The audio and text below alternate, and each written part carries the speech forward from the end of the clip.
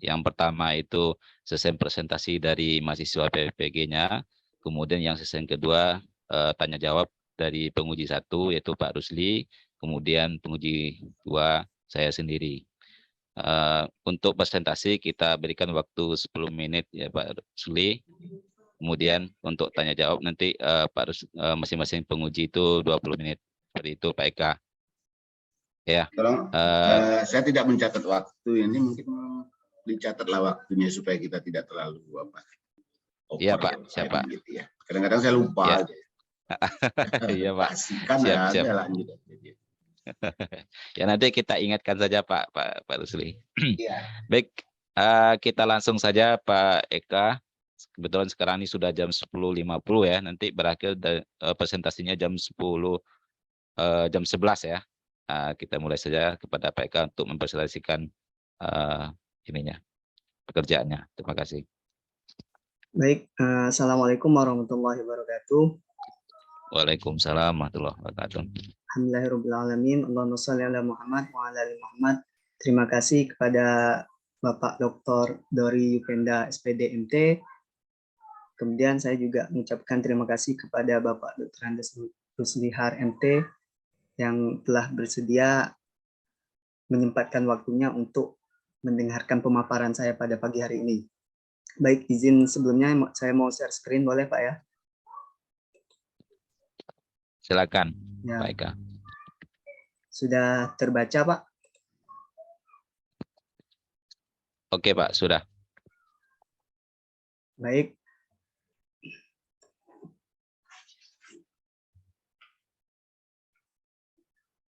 Sebelumnya, untuk pemaparan pada pagi hari ini, pokok bahasan yang akan saya sampaikan yang pertama terkait identifikasi masalah, eksplorasi penyebab masalah, kemudian penentuan penyebab masalah, masalah terpilih, eksplorasi penentuan solusi, pembuatan rencana aksi, kemudian terakhir itu rencana evaluasi.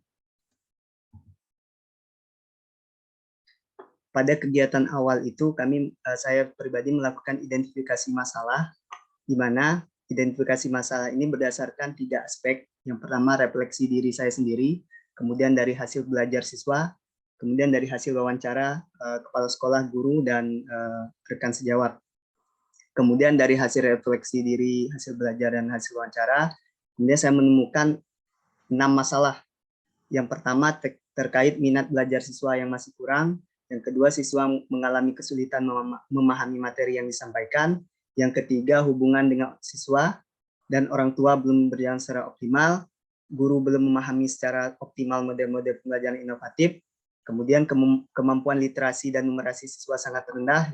Yang terakhir, pemanfaatan teknologi belum optimal digunakan untuk mendukung proses pembelajaran. Pada eksplorasi penyebab masalah, itu ada 2 yang saya lakukan. Yang pertama, kajian literatur. Yang kedua, wawancara. Dari kajian literatur ini, dari berbagai sumber, baik artikel di internet maupun buku, dan wawancara ini sesuai dengan yang diarahkan itu dengan kepala sekolah dan rekan guru dan pakar kalau memang di wilayah kami itu ada. Pak, saya ingatkan tolong diatur sesuai waktu ya, jangan sampai terlalu berlebih. Ya, Pak. Diatur nanti ya. Terima kasih. Kemudian untuk penentuan penyebab masalah juga di sini menganalisis berbagai penyebab masalah, kemudian dari kajian literatur dan wawancara, kemudian dari analisis hasil hubungan antar penyebab masalah. Dari analisis hasil hubungan antar penyebab masalah ini ditentukanlah satu akar penyebab masalah yang memungkinkan akar itu menyebabkan permasalahan-permasalahan yang lain. Sehingga ketika diterapkan solusinya, diharapkan akar penyebab masalah itu bisa mengurangi permasalahan-permasalahan yang lainnya. Masalah terpilih itu ada 4 yang saya pilih. Yang pertama, minat belajar siswa. Yang kedua, siswa mengalami kesulitan memahami materi, kemampuan literasi dan numerasi siswa. Dan yang terakhir, pemanfaatan teknologi belum optimal. Baik, slide-nya belum jalan.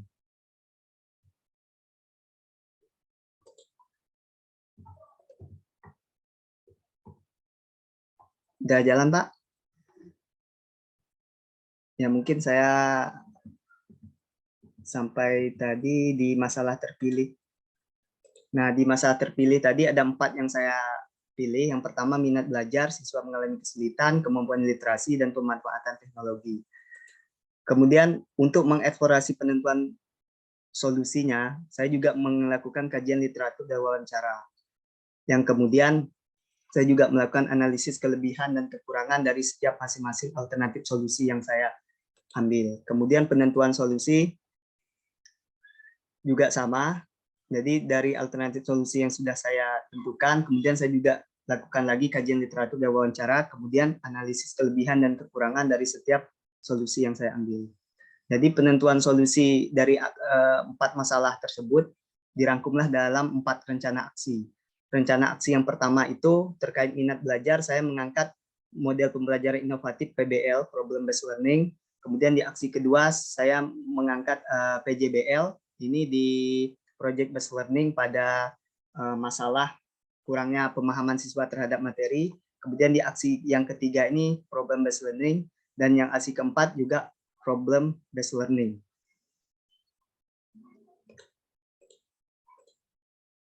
Kemudian di pembuatan rencana aksi, di aksi yang pertama itu masih menggunakan kurikulum 13, di mana masih menggunakan RPP. Begitu juga di aksi yang kedua. Yang membedakan di aksi yang ketiga, ini di kelas 10 menggunakan kurikulum Merdeka, di mana bentuknya modul ajar, bukan lagi RPP. Kemudian di aksi keempat juga masih menggunakan kurikulum 13, menggunakan RPP. Pembuatan rencana evaluasi, dari hasil identifikasi masalah sampai pembuatan rencana aksi, kemudian terakhir melakukan pembuatan rencana evaluasi, di mana isi dari rencana evaluasi itu ada jurnal refleksi guru maupun peserta didik, kemudian ada lembar observasi, ada lembar wawancara, ada survei kepuasan pembelajaran, ada artefak hasil belajar siswa. Terima kasih Pak, mungkin itu yang bisa saya presentasikan untuk pagi hari ini. Untuk selanjutnya saya kembalikan kepada Bapak Dori dan Pak Ruslihar. Assalamualaikum warahmatullahi wabarakatuh. Waalaikumsalam. Waalaikumsalam. Oke, terima kasih Pak Eka yang sudah mempresentasikan ujiannya kepada dosen penguji. Sedikit kita sampaikan bahwa nanti dosen penguji akan melakukan penilaian. Yang pertama itu adalah kemampuan mengidentifikasi masalah, kemudian kemampuan mengeksplorasi penyebab masalah, kemudian kemampuan penentuan penyebab masalah, kemudian kemampuan eksplorasi penentuan solusi, kemudian kemampuan eksplorasi penentuan solusi dan kemampuan penentuan solusi, kemudian juga kemampuan membuat rencana aksi, kemudian juga kemampuan membuat rencana evaluasi, kemudian juga penguasaan materi yang mendukung tentang HOTS, kemudian juga nanti penguasaan literasi numerasi, kemudian terakhir nanti penilaiannya adalah kemampuan mengintegrasikan TPAX dalam pembelajaran. Oke, tadi Pak Eka sudah mempresentasikan sekitar 6 menit ya Pak Rusli. Ya. Ya, oke Pak. Jadi sekarang sudah menunjukkan 10.58 Pak. Jadi langsung saja kita serahkan kepada penguji 1 Pak Rusli untuk menanyakan terkait dengan penilaian yang sudah diberikan. Silakan kepada Pak Rusli. Baik, terima kasih. Coba di slide-nya di atas nomor dari kita mulai dari 1 lagi. Oke, coba diklik di sana. Nah, kalau nggak salah saya sudah masuk ya di sini ya Pak Eka ya, Pak Eka Harmansyah. Ya Pak. Saya sudah jelaskan bagaimana cara mengidentifikasi masalah, kemudian mengeksplor penyebab masalah. Dan saya beberapa jam waktu itu. Nah, tentu sekarang tuh sebetulnya hanya pendalaman saja ya, pendalaman kemudian apa yang sudah dikerjakan dan diberikan penilaian. Pak Eka, pahamkah dengan apa yang disebut dengan mengidentifikasi masalah itu? Kalau misalkan Pak Eka berada di sekolah tertentu, ketika memberikan materi pembelajaran, secara keseluruhan apakah Pak Eka paham apa yang disebut dengan identifikasi masalah itu? Coba. Secara baik Pak, terima kasih. Secara berikan contohnya aja ya. Ya Pak. Jadi identifikasi masalah itu pada prinsipnya kita mencari tahu ya indikator permasalahan yang terjadi di wilayah kerja kita. Kalau di sini kan saya di SMK Negeri 1 Bumuran Timur Laut, tentu yang saya identifikasi itu terkait yang langsung ya, contoh yang langsung tuh Pak, terkait peserta didik yang saya ampu, yang saya ajar, seperti itu. Jadi permasalahan yang saya angkat di sini, yang saya angkat ada yang awalnya 6 itu memang betul-betul terjadi di kelas saya seperti itu Pak. Misalnya minat belajar siswa kurang, terus pemahaman materi yang kurang. Itu yang saya rasakan selama ini, selama saya mengajar di SMK Negeri 1 Bumuran Timur Laut. Yang seperti itu Pak.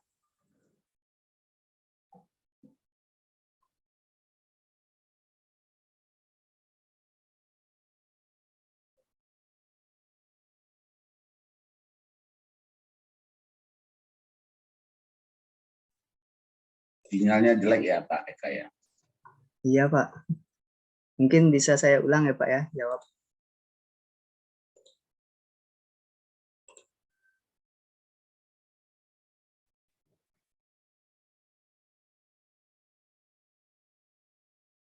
Tadi terputus, Pak, dilanjutkan saja pembicaraannya. Oh ya Pak, saya ulangi Pak untuk jawaban yang tadi terkait identifikasi masalah. Memang permasalahan yang terjadi di wilayah kerja kita itu sebisa mungkin kita identifikasi dini karena untuk kita carikan solusinya seperti itu Pak. Seperti misalnya di permasalahan yang saya angkat di rencana aksi itu memang sebetulnya permasalahan yang terjadi selama saya mengajar di SMK Negeri 1 Bumuran Timur Laut. Kita harapkan dengan adanya identifikasi masalah ini kita bisa mencarikan solusi. Pada akhirnya kita harus menemukan solusi agar permasalahan-permasalahan yang sebetulnya sih klasik kalau menurut saya Pak, misalnya kayak seperti minat belajar siswa, pemahaman siswa, masalah klasik, namun kalau tidak kita carikan solusinya tentu berdampak terhadap cukup ya karena waktu juga terbatas waktu. Ada alatnya. Kalau kita bicara bekerja, kalau kita melakukan sesuatu tentu ada alat ya Pak Eka ya untuk mencapai satu tujuan. Nah, alat Pak Eka untuk mengidentifikasi masalah itu apa? Untuk mengeksplornya. Seperti yang saya sampaikan di awal, pertama dari 3 aspek ini, dari refleksi diri saya pribadi, kemudian dari hasil belajar siswa, kemudian dari hasil wawancara Pak.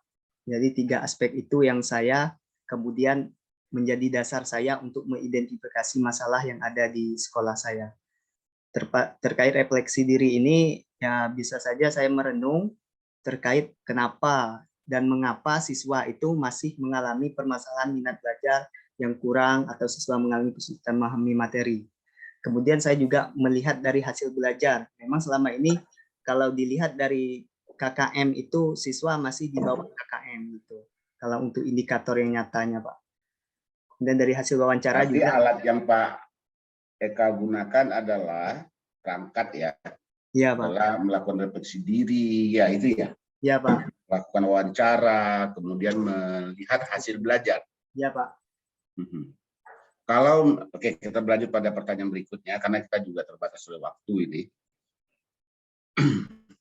Apakah Pak Purwanto pernah berpikir kalau ada suatu terjadi masalah di tempat Pak Purwanto, Pak Eka maaf, saya kadang-kadang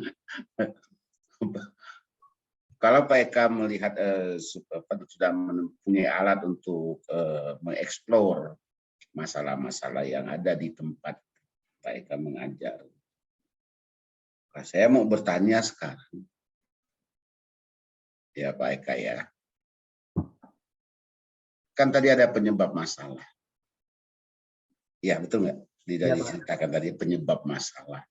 Nah, bagaimana Pak Eka merinci penyebab-penyebab masalah itu sehingga penyebab masalah inilah yang akan Pak Eka bawa terus sampai membuat model pembelajarannya. Apa dasarnya? Ini saya tanyakan. Semoga bisa dipahami pertanyaan saya. Ya, terima kasih Pak. Terkait penyebab masalah, memang kita melakukan 2 hal. Yang pertama itu kajian literatur dan wawancara Pak. Jadi terkait kajian literatur ini kemungkinan masalah yang sudah pernah diangkat di sekolah lain seperti itu, Pak. Jadi kita mencoba mendalami lagi sesuai apa tidak dengan kondisi di sekolah saya mengajar. Dari hasil kajian literatur itu sebagai sumber referensi saya untuk mengidentifikasi penyebab masalah yang mungkin sama dan kemungkinan ada solusinya, seperti itu di kajian literatur itu. Kemudian di wawancara juga seperti itu.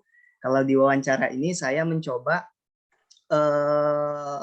mengeksplor ke rekan-rekan sejawat apakah permasalahan yang saya alami itu juga terjadi di kelas yang mereka ampu seperti itu. Sehingga dengan mewawancarai ini ada semacam bertukar pikiran, ide. Kalaupun ada, mungkin mereka memberikan solusi juga.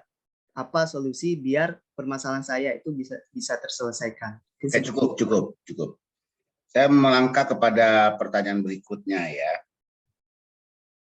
Kalau sudah ada satu masalah yang udah Pak Eka tentukan, kan banyak sekali masalah-masalah yang muncul, kan? Tapi tidak mungkin semua itu bisa Pak Eka selesaikan. Tapi setidaknya kita merangkum dalam suatu kegiatan untuk membuat model solusi apa yang harus kita pakai nih. Nah, kayak gitu. Banyak sekali masalah yang muncul. Kita pilih yang paling dominan. Bagaimana cara Pak Eka membuat solusi atau mencarikan solusinya? Silakan Pak Eka. Ya, Pak. Berikan satu contoh ya. Berikan contoh masalah solusinya seperti apa. Siapa? Ya, terkait itu, dari beberapa alternatif penyebab masalah, kemudian solusi, itu saya melakukan analisa dulu, Pak, analisa akar penyebab masalah. Jadi di mana yang kita cari itu sebisa mungkin suatu masalah yang berdampak terhadap masalah yang lain. Sehingga ketika kita melakukan mencarikan solusi, maka diharapkan masalah yang lain juga bisa diminimalkan seperti itu. Misal ya, saya butuh contohnya, Pak Eka. Contohnya misalnya seperti di masalah minat belajar siswa seperti itu. Maka kalau kita melihat penyebab masalahnya kan bisa faktornya dari guru atau bisa juga dari siswa atau dari orang tua seperti itu. Tapi saya di sini mengangkat lebih kepada gurunya. Jadi contoh akar penyebab masalahnya mungkin selama ini metode mengajar saya. Ini dari hasil kajian literatur dan wawancara. Mungkin metode saya selama ini kan masih monoton ceramah. Oleh karena itu untuk solusi yang saya tawarkan itu saya mencoba mengangkat model pembelajaran inovatif problem based learning dengan dibantu media, Pak. Teknologi. Oke, stop. Berarti ada alat yang digunakan di situ. Pertama adalah problem based learning. Saya mau tanya, apa beda dengan problem based learning itu dengan project based learning? Kalau problem based learning itu dia terfokus orientasi pada masalah. Kalau untuk project itu dia sampai ke solusi, Pak, mengerjakan suatu ada hasil karya nyata, baik itu hasil karya berupa laporan, jasa maupun produk, Pak, kalau project. Kalau problem itu dia terfokus hanya mengidentifikasi, mengorientasi pada masalah saja, Pak. Tidak sampai membuat suatu project. Oke, baik. Berikan satu contoh. Pertanyaan saya yang tadi itu berikan satu contoh. Pertanyaan saya yang kelima ini. Oh ya. Satu contoh. Misalnya di pembelajaran saya yang di aksi 1 ini mengenai sumur ini, Pak, sumur natural flow. Natural flow, oke, silakan. Ya. Di sumur natural flow ini kan saya pribadi tadi mengangkat PBL, problem based learning. Artinya saya mencoba mengorientasikan masalah kepada siswa, kira-kira di sumur natural flow ini kira-kira apa problem yang mungkin terjadi seperti itu. Tapi kalau stop.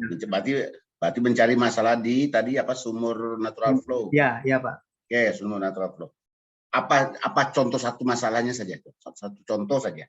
Oh ya, Pak. Kalau misalnya tergantung dari jenis reservoirnya, Pak. Kalau misalnya jenis reservoir ya. Ya. Kalau misalnya reservoirnya itu gas, itu berpotensi liquid loading kalau seandainya reservoir gasnya itu terbentuk aliran 2 fasa di. Oke, udah paham saya. Sekarang bagaimana Pak Eka membuat rencana aksi untuk menyelesaikan kasus yang tadi yang Pak Eka contohkan itu? Ke siswanya. Ya, itu saya Kan cantum. Pak Eka ingin menyampaikan itu kepada siswa. Ya, Pak. Nah, bagaimana Pak Eka bisa membuat sebuah rencana untuk mengatasi masalah itu, coba? Contoh yang tadi itu. Contohnya saya membuat LKPD, Pak. Nah, di LKPD itu saya cantumkan gambar. Nah, dari gambar itu kemudian ada beberapa pertanyaan. Kalau saya menilai sih, saya pribadi menilai dari pertanyaan itu sudah ke yang hot ya Pak. Karena di situ ada pertanyaan mengapa, artinya mereka harus menganalisa kenapa problem itu bisa terjadi seperti itu, Pak. Dari Alat LKPD. yang digunakan untuk menjelaskan itu apa? Kalau untuk menjelaskan itu media PowerPoint, Pak, sama video. Apa tidak ada kegiatan real atau kegiatan yang lebih nyata daripada PowerPoint? Kalau kegiatan nyatanya karena ini bentuknya abstrak ya Pak, artinya Kenapa abstrak? Karena ini kan ya. Bukan abstrak ini Pak. Ini tidak abstrak ini, karena Pak Eka menjelaskan natural flow pada sumur itu. Itu Ya. tidak abstrak itu Pak. Itu bentuk nyata. Gimana caranya itu? Memang idealnya kan kita ke lapangan ya Pak ya. Untuk Nah, itu dari. dia. Cuma yang jadi permasalahan kalau untuk wilayah Natuna sendiri, karena lapangan itu lepas pantai, juga agak repot Pak perizinannya gitu Pak. Nah, dalam hal ini tidak cukup dengan PowerPoint Pak Eka. Kira-kira apa yang lebih bagus? Mungkin bisa ini Pak. Memang kemarin itu karena ini juga terkait permasalahan yang ada di reservoir, saya juga kemarin mencoba dari video Pak, menampilkan video yang kondisi di bawah permukaan. Ya. Seperti itu ke siswa, kemudian dari video itu baru saya jelaskan potensi-potensi masalah. Oke, pertanyaan saya lagi. Ini kan dalam suatu pemboran ya? Sudah masuk produksi, Pak. Masuk produksi. Ya. Oke, lanjut. Lanjutkan. Jadi memang kemarin ketika saya menyampaikan juga dengan dosen pembimbing itu, beliau menyampaikan kalau bisa ditampilkan biar siswa itu lebih paham. Nah, itu dia yang ya, karena itu kemudian beliau mengatakan minimal dalam bentuk video seperti itu, Pak. Maka saya mencari. Apakah Pak Eka ada membuat model? Model belum ada, Pak. Saya hanya buat prototype. Saya sederhana hanya saja. Untuk ini ya Pak, kalau untuk model prototype sudah ada sumber dari ini Pak, dari buku ajar, buku ajar kementerian itu ada prototype dari sumur ini Pak, sumur natural flow. Nah, dari situ nanti saya juga menampilkan di Pak Eka paham apa itu natural flow? Sumber alam Pak. Jadi metode produksi sumber alam di mana ketika awal produksi tekanan reservoir masih tinggi sehingga kita tidak perlu membutuhkan bantuan. Oke, saya kembali ke yang di awalnya sebelum berproduksi. Natural flow itu setelah bisa diketahui sebelum berproduksi pada saat pemboran. Apa yang ada di situ yang bisa ketahui? Ya kita Pak Eka ketahui. Pada saat proses pemboran, oh ini ada natural flow nih. Apa indikasinya? Bagaimana cara? Tentu Pak Eka harus menjelaskan itu kepada siswa Pak Eka, kan? Iya, Pak. Apa indikasinya di sana? Kalau dari ini Pak, dari yang saya sampaikan materi itu, pertama kita menentukan productivity index Pak. Nah, dari productivity index itu kita mengetahui kemampuan sumur kita untuk berproduksi. Apa tidak dibicarakan misalnya ada kick yang besar di situ misalnya? Bisa juga Pak, itu indikasi awal saat pemboran. Nah, karena saya tidak sampai ke situ karena saya di penjelasan tentang produksi. Saya sudah paham. Ya. Berikutnya begini. Kalau kita sudah tahu bahwa sumur, kalau dia natural flow, berarti tidak menggunakan pumping, betul? Iya Pak, betul Pak. Tidak menggunakan pumping. Betul Pak. Nah sekarang natural flow, apakah natural flow ini Pak Eka jelaskan kepada siswa Pak Eka suatu saat akan berhenti natural flow-nya? Ya, saya jelaskan Pak. Nah, bagaimana rencana Pak Eka untuk mengatasi itu? Makanya di LKPD itu ada pertanyaan apakah seperti ini Pak, contoh konkret yang saya tanyakan di LKPD itu. Apakah metode sumber alamnya bisa mengapa metode sumber alam ini tidak bisa kita lakukan terus-menerus? Apa penyebabnya seperti itu? Kemudian pertanyaan berikutnya, apa langkah selanjutnya apabila metode sumber alam ini sudah tidak mampu lagi mengangkat fluida ke Oke, permukaan? saya paham. Bagaimana Pak Eka menjelaskan itu kepada siswa Pak Eka? Yang pertama ini Pak, apa namanya, menjelaskan hubungan antara tekanan dan kemampuan sumur untuk berproduksi. Di mana pada saat tekanan awal kita memproduksi itu kan tekanan reservoir masih tinggi dan juga fluida yang ada di dalam reservoir masih banyak. Pak Eka yakin menjelaskan itu siswa Pak Eka bisa menangkapnya? Nanti saya bantu dengan video tadi Pak, untuk menjelaskannya Pak. Oke, selanjut ke pertanyaan berikutnya. Pak Eka ngerti apa itu HOTS? Higher order thinking skill Pak. Apa maksudnya itu Pak Eka? Maksudnya kita dituntut untuk membawa siswa itu berpikir lebih kritis dan lebih menalar lagi Pak terhadap suatu materi maupun terhadap asesmennya Pak. Asesmennya apa nih Pak Eka? Asesmen itu bisa berupa LKPD-nya, bisa berupa pertanyaan. Bagaimana Pak Eka bisa melanjutkan ke dalam LKPD? Misalnya kalau untuk yang HOTS itu kan dia dari C4 sampai C6 ya Pak ya. Kalau yang saya pahami itu dari C4 sampai C6 itu berarti mengarah pada jawaban yang menganalisis. Jadi setiap pertanyaan yang ada di LKPD maupun di asesmen di ujian sumatif misalnya, pertanyaannya mengarah kepada analisis, berarti dia sudah masuk C4. Ya. Berarti dia sudah masuk HOTS. Tapi ketika pertanyaannya mengarah pada C1, C2, dan C3, berarti dia masih LOT, Pak. Ya. Lanjut, masih ada yang mau ditambahkan? Mungkin kalau untuk contoh real pertanyaannya, misalnya tuliskanlah apa yang dimaksud dengan sumber alam, itu masuknya LOT, Pak, masih. Yang saya pahami. Itu LOT? Ya. Itu kan low masih kan? Ya, ya, kan? Ya. Kalau ini bagaimana Pak Eka bisa membedakan antara LOT dengan HOTS? Yang paling real yang bisa kita lihat itu dari ini Pak, kalau untuk asesmen ya dari pertanyaannya Pak. Bagaimana Pak Eka bisa menentukan bahwa pertanyaan yang disampaikan pada siswa itu mempunyai level LOT atau level HOTS? Dari taksonomi Bloom yang kita teori itu Pak. Jadi misalnya kayak tuliskan, artinya kan dia hanya mentransfer apa yang di buku ke lembar jawaban, sehingga itu masuk kepada LOT. Dia tidak perlu berpikir keras, dia hanya menyalin apa yang ada di buku. Nah, kalau untuk HOTS ini kan dia mengalami proses berpikir, karena pertanyaan itu bisa bentuknya mengapa seperti itu, sehingga mereka harus berpikir, harus menganalisa lagi. Seperti contoh yang tadi Pak, misalnya di sumur yang tadi kan, mengapa seperti itu, sehingga mereka harus berpikir lebih kritis lagi seperti itu Pak. Indikasi. Kata-kata mengapa itu cocok untuk HOT atau LOT? HOT Pak. Indikasi penilaian HOT kepada siswa dan LOT apa? Bagaimana Pak Eka bisa membedakan, oh jawaban siswa saya ini masih dalam level LOT ini, bukan level HOT? Kalau untuk LOT mungkin indikatornya mudah untuk kita ini ya Pak, karena dia terkait menyalin saja jawaban apa yang ada di buku kemudian disalin ke lembar jawabannya. Tapi kalau untuk HOTS ini tentu dia punya bobot sendiri dalam penilaian. Kalau pemahaman saya seperti itu Pak. Mereka membuat range kah penilaiannya? Ya. Kalau untuk berapa range-nya? Kalau untuk soal yang ini Pak, untuk soal yang LOT itu biasanya saya sama ratakan. Kalau LOT misalnya dari 5 soal itu saya bobotnya 20 semua, sehingga kalau mereka betul semua itu nilainya 100.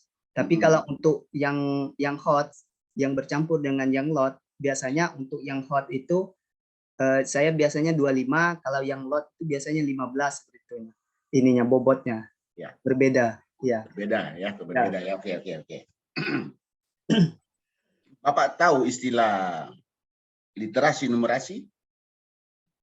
Iya Pak, kemampuan siswa untuk kalau yang numerasi ya Pak, kemampuan siswa untuk memecahkan permasalahan-permasalahan dasar matematika Pak. Berikan saya contohnya bagaimana Pak Eka mengakomodir itu kepada siswanya. Ya memang berikan saya contoh saja. dalam proses pembelajarannya nih, wah, siswanya harus bisa nih. Di mana Pak Eka buat di dalam perangkat pembelajarannya itu? Coba jelaskan pada saya. Kalau saya pribadi selama ini Pak, termasuk di perangkat pembelajaran itu biasanya di awal pendahuluan, kegiatan pendahuluan. Memang ini masih terkait dengan PBL ya Pak ya? Ya. Oke, lanjut. Memang yang salah satu yang saya angkat di rencana aksi itu rendahnya ini Pak, numerasi dan literasi siswa. Itu terbukti mereka tidak menghafal perkalian dasar. Biasanya saya itu setiap mengajar itu saya suruh mereka untuk menghafal perkalian seperti itu, Pak. Langkah konkret di awal-awal pendahuluan pembelajaran itu, Pak. Terus saya juga mencoba ya memang seperti mengajar dasar sekali, Pak. Penjumlahan desimal seperti itu. Saya ajarkan di kegiatan pendahuluan.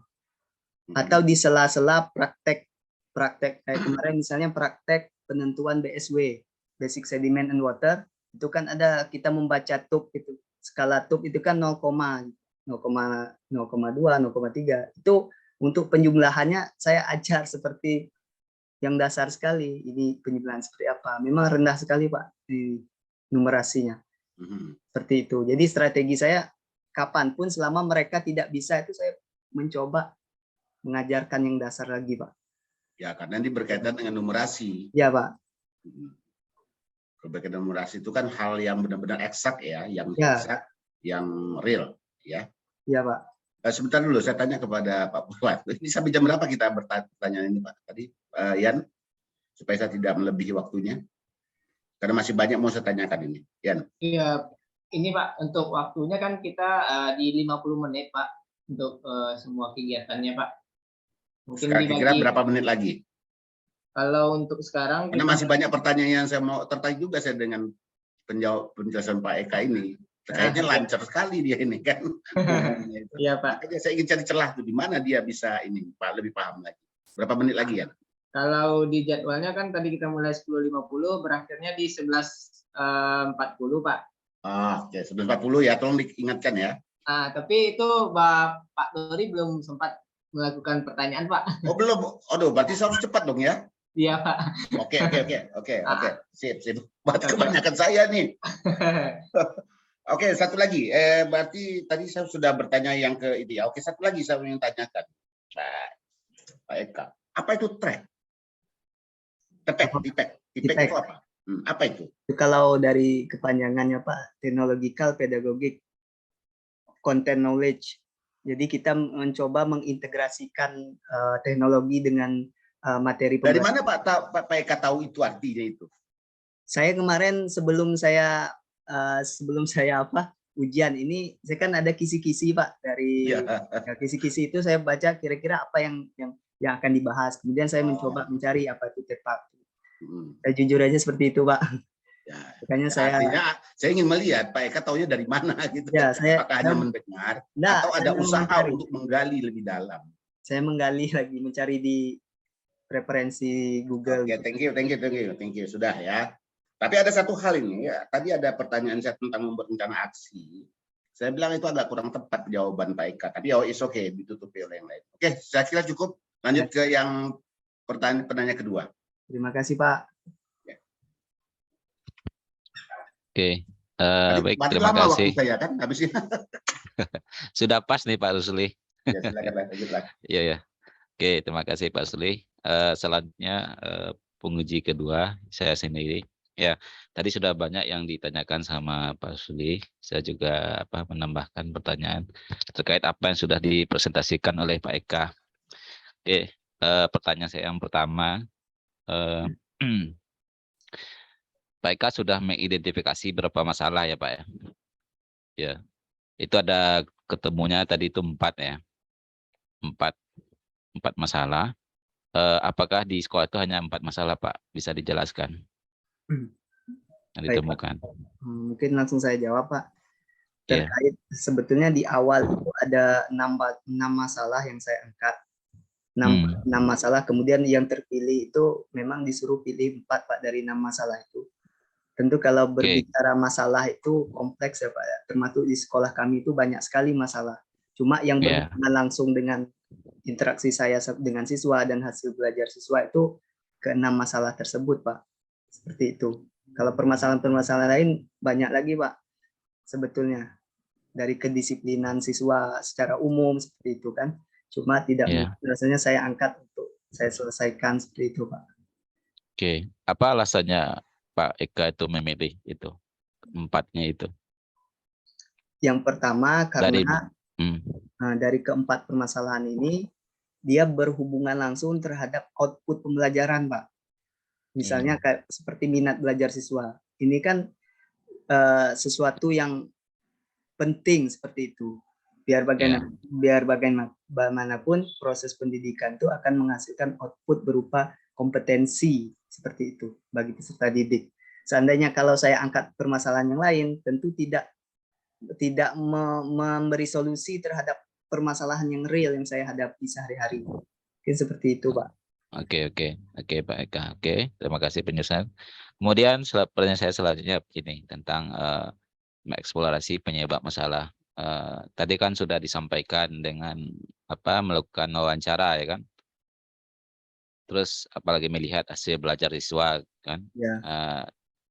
Apa tidak ada solusi yang lain untuk mengeksplorasi penyebab masalah? Misalnya adakah menggunakan perangkat yang lain atau sebagainya? Apa hanya 3 itu aja yang Pak Eka lakukan? Kalau sejauh ini memang 3 itu Pak yang saya lakukan. Refleksi diri dari hasil belajar siswa sama wawancara ke guru. Seperti itu yang saya lakukan selama ini Pak. Jadi saya belum tahu kalau ada mungkin menggunakan kajian literatur tidak? Kajian itu kalau yang tadi yang 3 itu identifikasi masalah awal Pak yang saya lakukan. Kalau untuk yang sudah ke tahap penyebab masalah itu saya sudah masuk ke kajian literatur Pak. Seperti itu. Ya. Oke. Kira-kira di proses wawancara kendalanya apa yang Pak Eka temukan? Kalau mencari penyebab masalahnya ini. Kalau kendala sih yang pertama waktu ya Pak. Karena kita itu mewawancarai kepala sekolah, terus mewawancarai praktisi pendidikan yang ahli gitu. Mereka kadang tidak punya waktu lebih untuk kita. Apalagi waktu kita wawancara kemarin singkat ya, 1 hari atau 2 hari gitu paling lama. Jadi kadang kepala sekolah tidak ada di tempat. Seperti itu Pak kendalanya Pak. Terus bagaimana tuh? Kan kita harus mencari mengeksplorasi semua identifikasi masalahnya kan, penyebabnya. Bagaimana Pak Eka menentukannya? Dari ini Pak, dari kajian literatur sama wawancara tuh Pak. Saya mencoba kalau dari kajian literatur kan kita mencoba mencari permasalahan yang sama di artikel dari berbagai artikel, kemudian kita cari kesamaan.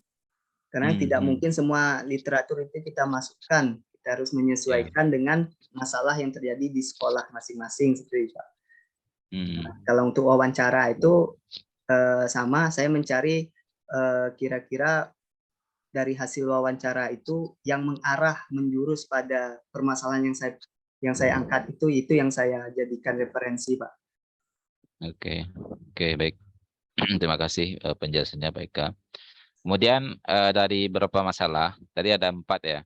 Iya Pak. Ya, terus untuk menentukan permasalahannya gimana? Penentuan penyebab masalahnya seperti apa?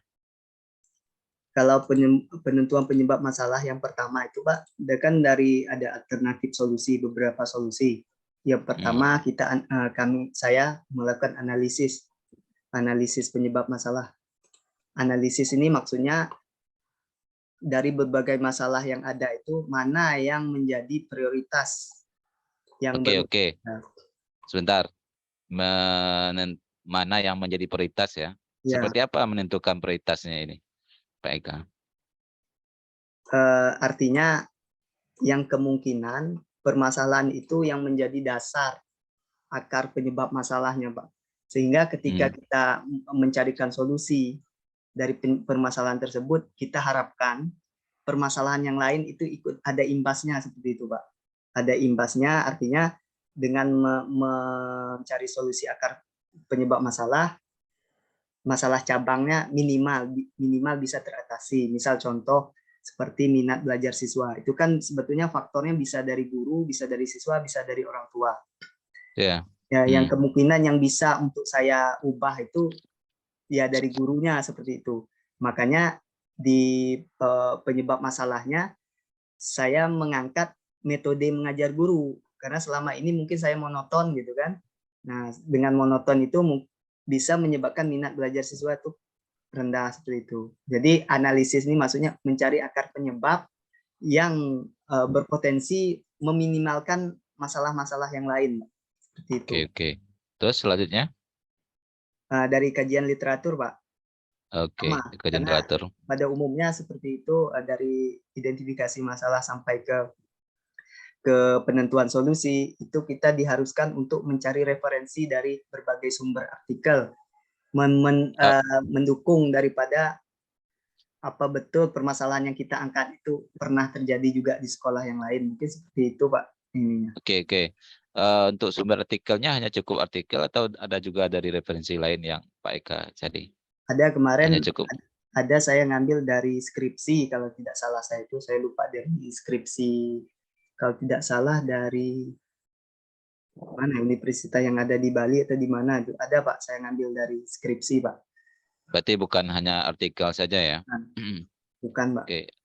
Ya, artikelnya artikel yang terbaru kah atau yang gimana? Atau yang sudah lama yang diambil sebagai referensinya? Waktu awal penentuan literatur itu saya ini, Pak, saya ngambilnya yang lama gitu. Kemudian karena ada diskusi lagi sama dosen disuruh yang terbaru, kemudian saya perbaiki. Saya ambil lagi yang tahun-tahun baru 2020, 2019. Seperti itu, Pak. Oke, berarti sudah menggunakan yang terbaru ya. Referensinya, Pak Eka. Ya, Oke. Pak. Terus selanjutnya pertanyaan saya, bagaimana Pak Eka mengeksplorasi penentuan solusinya dari penyebab masalah tersebut?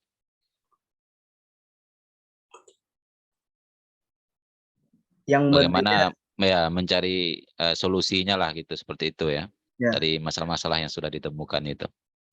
Jadi kalau untuk solusi sendiri ada yang berbeda di sini, Pak. Kalau yang tadi kan kajian literatur dan wawancara, ini ditambah lagi dengan adanya analisis kelebihan dan kekurangan dari masing-masing alternatif solusi yang sudah saya tawarkan atau saya ambil dari artikel maupun wawancara, itu dianalisis lagi kelebihan dan kekurangannya, Pak. Nah, dari kelebihan dan kekurangan ini maka dipilihlah solusi yang bisa kita ini angkat seperti itu, Pak. Kelebihan dan kurangnya ini apakah yang apa namanya ini yang lebih banyak dipilih atau gimana? Atau kekurangannya yang paling banyak diangkat atau gimana? Ya, yang pertama sih saya ketika mengambil solusi itu saya mencoba menganalisis dulu KIKD-nya, Pak. Maksudnya di silabus itu kan ada kompetensi inti, kompetensi dasarnya. Dari itu kan tentu tidak mungkin juga kemudian saya memaksakan yang harusnya PBL jadi PJBL seperti itu. Makanya untuk analisis kelebihan dan kekurangan ini, kalau secara teori memang kita baiknya mengambil yang banyak lebihnya. Tapi secara fakta di lapangan, saya lebih ke analisis dulu di silabus seperti itu. Misalnya antara PJBL sama PBL. Kalau PBL dan PJBL ini secara umum kekurangannya sama, dia membutuhkan waktu yang lama seperti itu. Secara kelebihan tentu kalau di pembelajaran teori tentu lebih bagusnya di PBL, Pak. Problem based learning itu untuk solusinya, untuk model pembelajarannya. Seperti itu, Pak. Oke. Berarti pertanyaan selanjutnya, solusinya apa? Dari dari masalah-masalah itu ditemukan solusinya kan masing-masing kan? Ya. Sudah ditemukan ya. Oke. Setelah ditemukan penentuan solusi, apa solusinya yang ditemukan? Coba bisa disampaikan. Ya Pak, kalau untuk aksi yang pertama itu terkait metode guru mengajar yang masih kurang, itu ada beberapa solusi. Kalau dari model pembelajarannya tuh tadi saya ngambil PBL, Problem Based Learning. Kemudian di perangkat pembelajarannya itu tentu ada medianya Pak. Kalau untuk menarik minat siswa di awal, saya melakukan asesmen awal untuk melihat kemampuan pemahaman materi siswa itu menggunakan media Kahoot, Pak. Jadi media Kahoot itu kan dia berupa kita masukkan pertanyaan, kemudian siswa menjawab, itu bisa langsung kelihatan rankingnya, ranking 1, 2, 3. Jadi kemudian saya memberikan apresiasi terhadap yang peringkat 1 pada asesmen awal. Kemudian juga saya menggunakan media pembelajaran PowerPoint dan video tadi seperti yang saya sampaikan. Jadi untuk menarik minat itu pertama Kahoot, yang kedua media PowerPoint dan video. Kemudian saya juga mencoba melibatkan siswa lebih aktif dalam pembelajaran saya di aksi pertama, di mana PBL itu saya memberikan LKPD yang langsung ini mereka diskusikan dengan kelompok. Oke, jadi membuat rencana aksinya apa tadi, Pak Eka? PBL, Pak. PBL ya. Ya, PBL. untuk Oke. Video, kenapa hanya video, tidak ada yang menggunakan yang lain? Tadi kan menggunakan video sama presentasi ya. Apakah tidak menggunakan media yang lain untuk ininya? Apa alasannya Pak Eka? Hanya menggunakan apa PPT itu sama video? Ya, memang idealnya kan seperti yang Pak Rusli sarankan tadi, harus ke lapangan, Pak. Ya, karena ini metode produksi ya yang awal. Gitu. Karena berhubung kita tidak mungkin untuk ke lapangan, itulah solusi yang saya rasa paling relevan untuk menggambarkan kondisi sumur ini, Pak, sumur produksi natural flow itu karena di awal kita analisis untuk sumur natural flow ini kita berbicara kondisi di bawah permukaan juga, Pak. Karena kondisi di bawah permukaan itu kan sesuatu yang tidak bisa kita lihat dengan mata gitu. Makanya saya mencoba menampilkan animasi video yang menggambarkan kondisi di bawah permukaan. Berarti bentuk videonya bentuk animasi ya? Kalau video yang apa yang nyata real gitu enggak ada? Kalau real itu kalau di atas permukaan ada, Pak. Kalau real yang ada, kalau untuk di bawah permukaan tidak ada, Pak. Yang video real. Ya semuanya animasi. Animasi ya. Ya, kalau di bawah permukaan. Berarti yang di atas permukaan ada real video itu ya.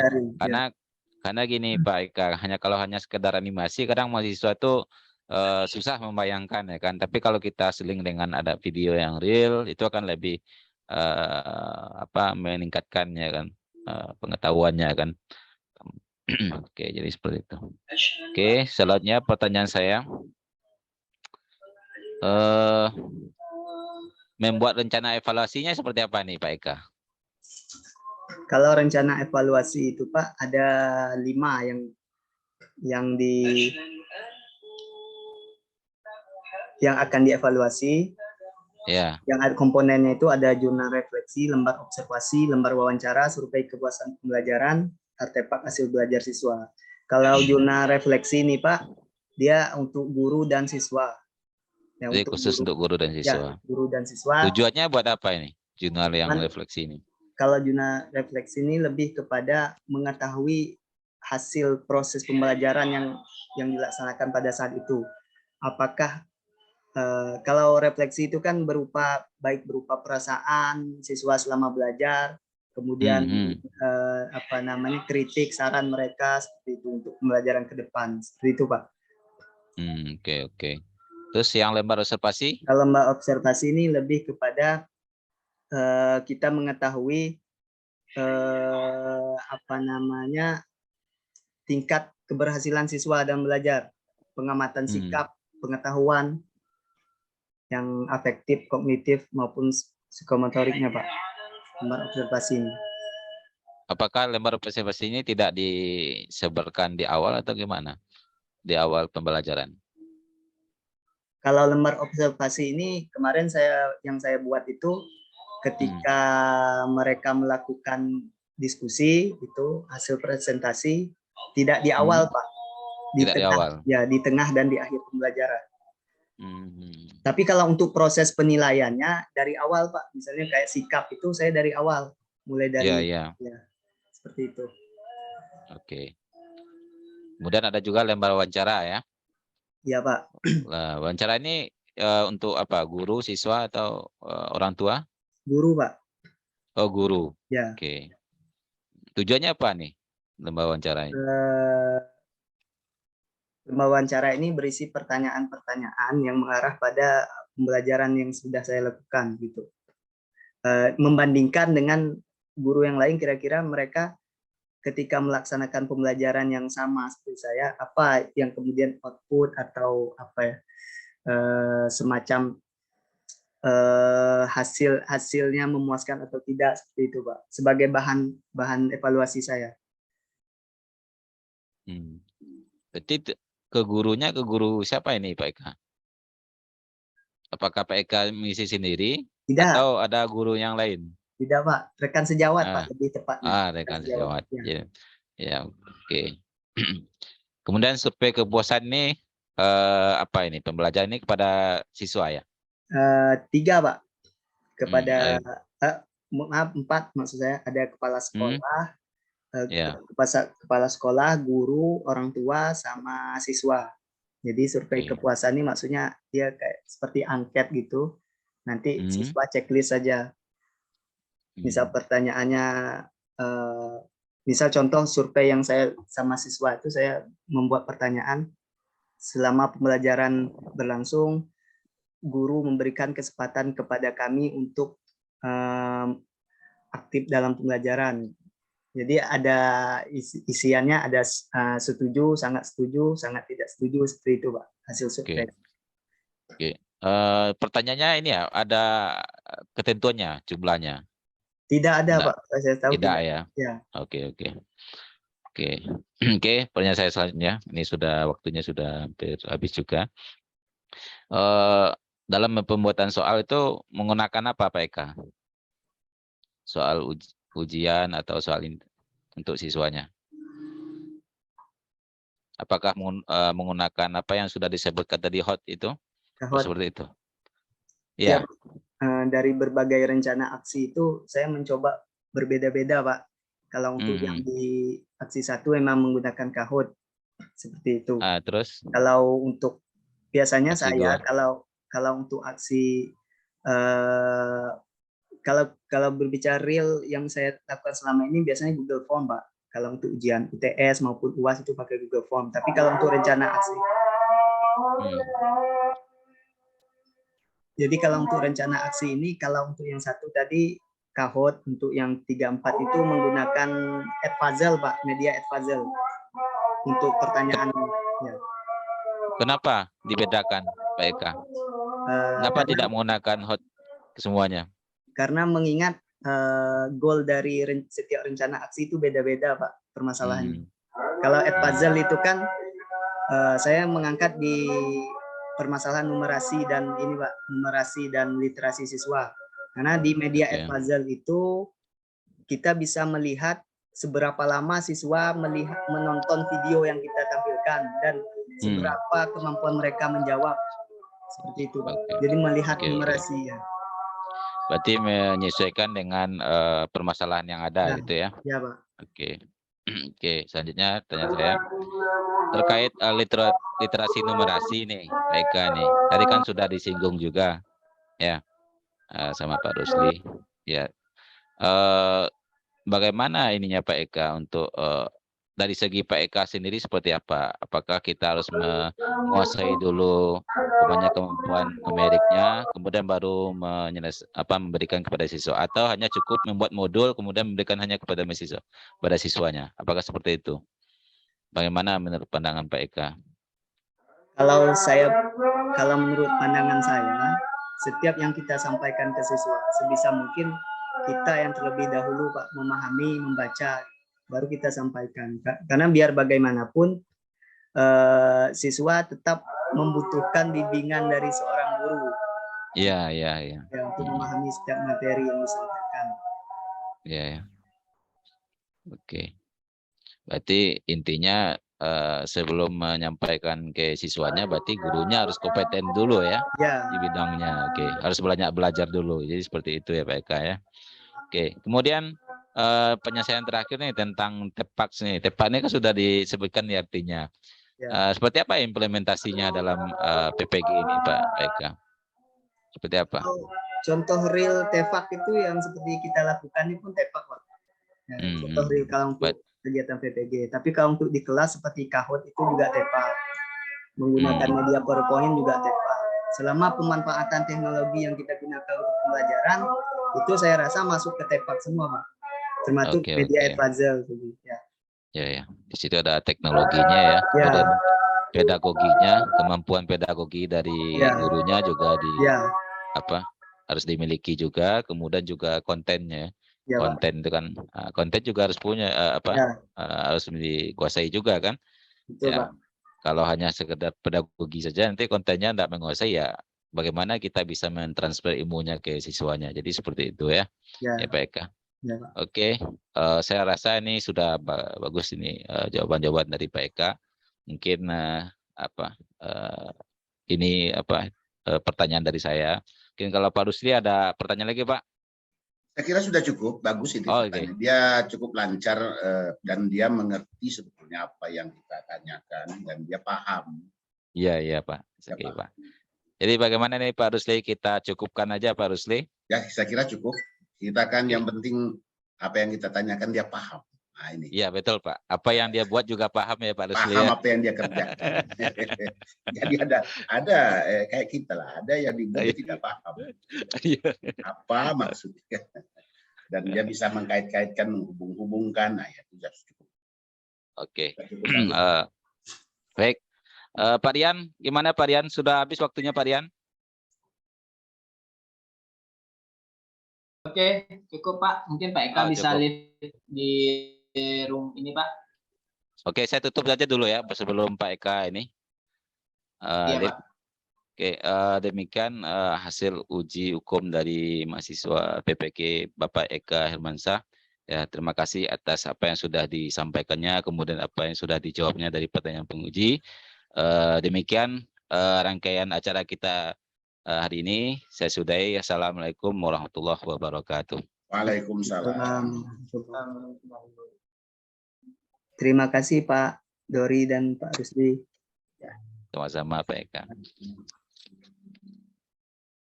Izin live ya Pak ya. Oke Pak. Ya, Assalamualaikum warahmatullahi wabarakatuh. Waalaikumsalam.